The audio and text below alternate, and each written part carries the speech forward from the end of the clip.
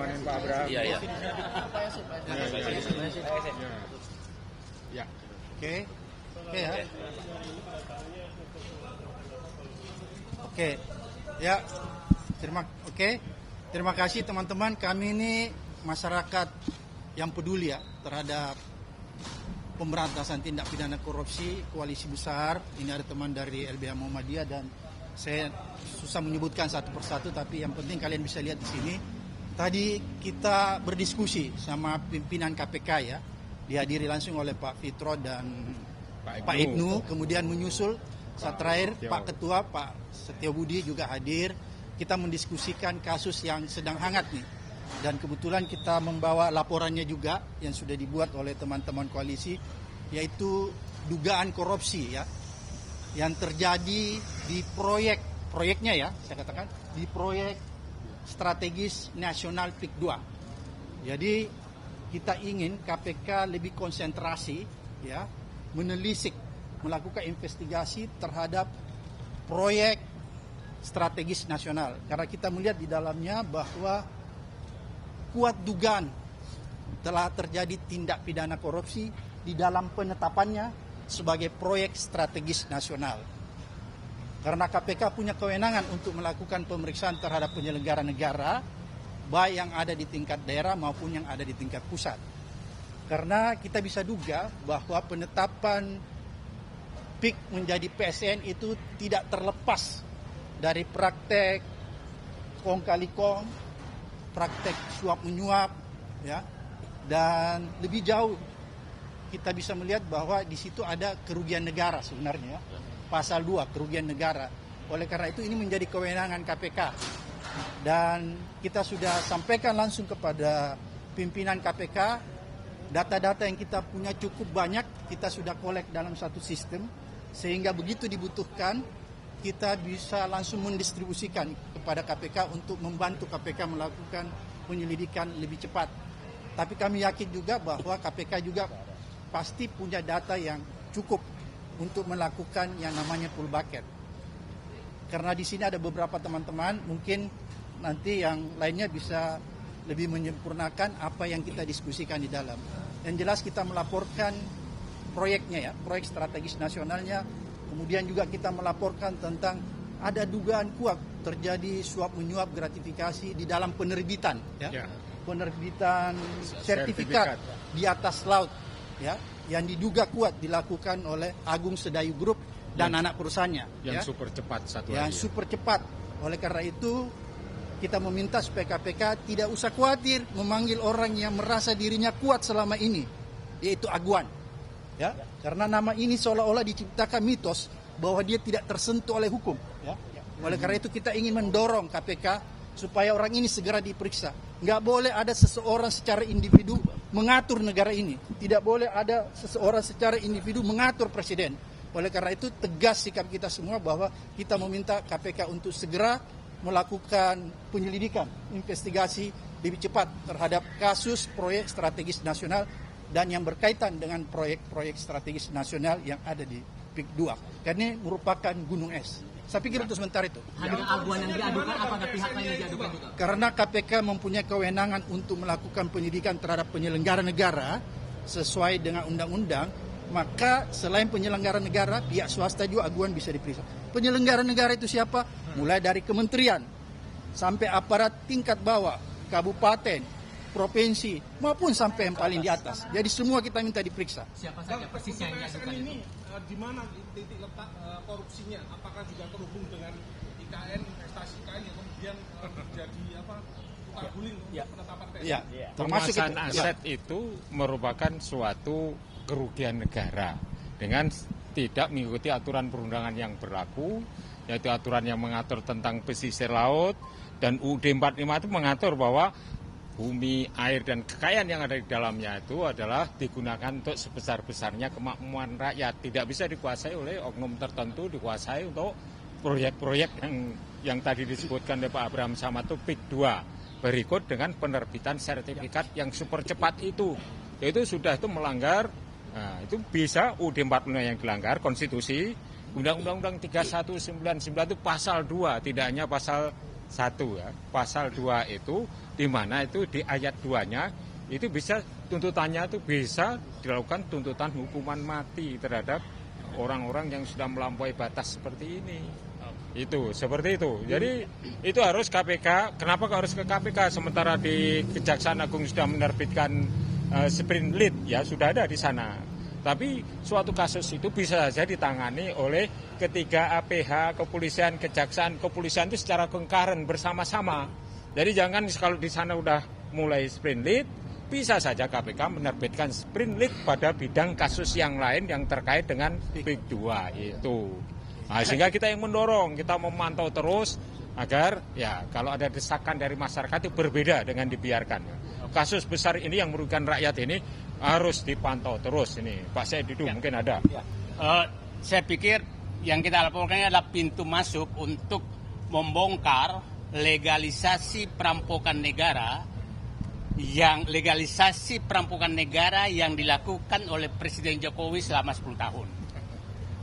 Legalisasinya banyak sekali melalui PSM, penyiaran tambang, pengambilan hutan, perkebunan, lahan dan lain-lain, itu pintu masuknya. Nah, PIK 2 itu adalah puncak gunung es terjadinya kehilangan aset negara yang diserahkan kepada pihak swasta lewat kewenangan yang melebihi kekuasaan yang melebihi kewenangan. Itu yang terjadi. Dan tadi saya meminta kepada KPK sederhana melihat berapa jalan, berapa sungai, berapa pantai, berapa irigasi yang sudah diambil alih oleh PIK 2, apakah ada ganti ruginya ke negara atau hilang begitu saja. Karena sudah berapa kecamatan habis. Jadi itu sederhana, cek di Google Earth apakah PIK 2 yang ada sekarang itu tidak mengambil laut. Siapa tahu sebenarnya sudah ngambil laut, yang kita persoalkan ini yang rencana diambil. Itu harus diperiksa semua. Kalau memang terjadi, maka itu harus kembalikan negara, dan siapa yang mengambil secara tidak sah, semua yang terlibat itu harus kena sanksi hukum, termasuk yang memberikan izin. Kita harus ingat bahwa saya berpendapat bahwa terjadi rekayasa besar di Pantai Indah Kapuk. 2016 Ahok menyatakan tidak mungkin Jokowi jadi presiden kalau bukan pengembang. 2016 Ketua Abdesi yang menyatakan, dan Abdesi ini adalah kepala desa yang di PIK 2, menyatakan mendukung Jokowi 3 periode. Di akhir masa jabatan Jokowi menerbitkan PSN PIK 2. Jadi sangat susah dibantah bahwa pusat kekuasaan pengendali Jokowi adalah PIK 2. Itu saya pikir kesimpulan yang gampang sekali. Itu saya pikir jadi di KPK, kita berharap KPK udahlah masuk yang jalan sederhana saja, periksa aset negara yang sudah diambil. Jadi confirm yang dilaporkan adalah aguan Jokowi atau ada nama lain? Kasus itu kita laporkan siapapun yang terlibat, mulai kepala desa sampai kepada presiden, ya harus diperiksa semua. Oke. Percaya nggak Pak KPK bakal memanggil aguan Pak? Berani? Makanya kita semua hadir di sini kawal. Ya. Ini ada tambahan nih. Ya. Percaya nggak? Saya enggak. Oke, terima kasih teman-teman. Saya mau ngasih update dulu ya soal pengaduan kami ke Barreskrim Polri pada tanggal 17 Januari yang lalu, bahwa tadi malam kami sudah bertemu dengan tim dari Barreskrim Polri di kantor PP Muhammadiyah untuk mendalami pengaduan kami. Kami sudah sampaikan secara gamblang terkait dengan siapa dalang di balik pemagaran laut dan soal HGB palsu itu.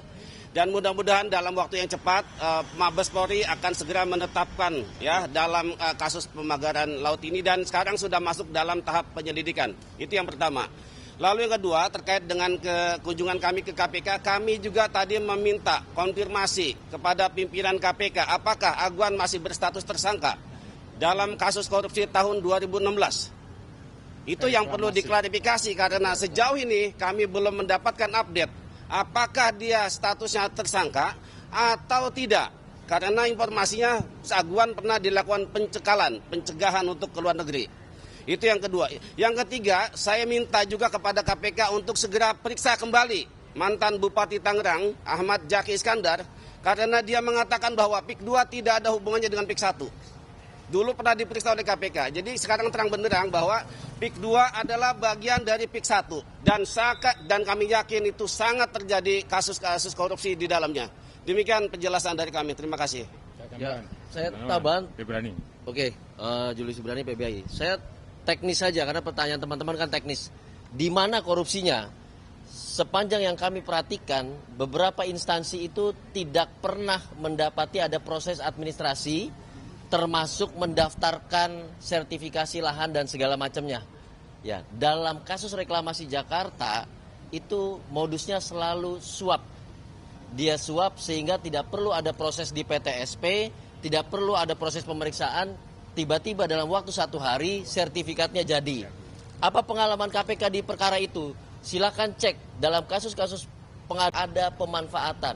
Ketika terjadi sertifikasi berarti terjadi pemanfaatan. Ketika terjadi pemanfaatan maka harus dipastikan negara mendapatkan apa. Kalau negara tidak mendapatkan apa, di situ terjadi kerugian negara. Titik sampai di situ. Ya, 2 hal itu sudah amat sangat sederhana buat KPK dan sudah amat sangat mudah untuk diusut oleh KPK. Kepada siapa? Silakan cek, ada swasta di situ. Ada Aguan dengan Agung Sedayunya di situ, ada anak perusahaannya yang setelah kita cek di sana, perusahaannya, kantor-kantornya tiba-tiba berubah jadi tempat apa dan segala macam, tidak mampu diidentifikasi. Apakah domisili hukum, badan hukum yang seperti itu diperkenankan untuk mengajukan sertifikat? Saya pastikan tidak. Seseorang yang mengajukan sertifikasi lahan, itu domisili hukumnya harus jelas. Harus ada pemeriksaan, ini kantornya bodong, perusahaannya bodong atau tidak. Tapi setelah kami cek, semua berubah, tutup, tidak ada staf dan segala macamnya. Pak Gufron sudah di lapangan. Artinya apa? Ada dugaan, tanda kutip, itu adalah badan-badan hukum yang fiktif, yang dipakai sebagai nomini. Di lapangan kami temukan juga bahwa banyak KTP warga tanpa izin digunakan sebagai nomini dari pemilik-pemilik sertifikat itu. Tanya KPK, istilah nomini ini istilah momok buat KPK. Dia adalah modus untuk mengaburkan korupsi-korupsi yang dilakukan. Jadi ini indikatornya sangat mudah lah bagi KPK untuk memeriksa itu. Dan yang paling penting, sebentar, yang paling penting adalah kita bicara ini untuk siapa? Bukan untuk Said Didu, bukan untuk Abraham Samad. Masyarakat di sana semua terdampak. Nelayan yang tadinya hanya butuh 1 drum untuk melaut, sekarang butuh 3 drum karena dia harus keliling jauh. Ya, itu bahayanya juga sangat ada di depan mata. Kenapa? Tidak ada plang, tidak ada lampu. Sewaktu-waktu dia bisa menabrak dan tenggelam di laut itu. Masyarakat juga terdampak. Kenapa? Wilayah yang dipagari tentu tidak bisa diambil ikannya. Pagar menggunakan plastik, triplek HPL segala macam. Tentu itu merusak lingkungan. Jadi ini multidimensional. Saya pikir 1 PIK 2 itu ditangani, maka multidimensi yang bisa diberesi oleh negara ini. Makanya ini bukan soal 1-2 orang, ini soal masyarakat, ini soal negara. Jadi kalau Kejaksaan Agung telah menerbitkan penyelidikan, KPK bisa berkoordinasi, KPK bisa mensupervisi apa yang dikerjakan Kejaksaan Agung, dan bahkan apabila dia tidak berjalan, bisa mengambil alih agar berjalan. Kasusnya apa? Banyak sekali contohnya, dan kami akan monitor, berjalan atau tidak berjalan, kami akan pasang badan untuk terus bersuara di publik, gitu. Oke. Hari Jumat ya dia? Hari Jumat. Tadi Pak Said Didu sempat menyebut soal Pak Jokowi. Mohon bisa dijelaskan bagaimana soal pembuktiannya. Tadi kan Pak Said Didu... Gampang, cek Ibu Iriana pernah ke desa Kohot nggak? Cek itu gampang. Ketika dia di desa Kohot, Ketua, siapa yang Pak fasilitasi? Fitro, itu gampang. Sama Pak Ibnu. Ya, ini Jumat Adinda ya, Jumat. Ini Jumat berkah. Jumat berkah. Dulu Jumat keramat. Berkah bagi pelapor, keramat bagi Aguan bagi Kois. Ini keramat buat Aguan.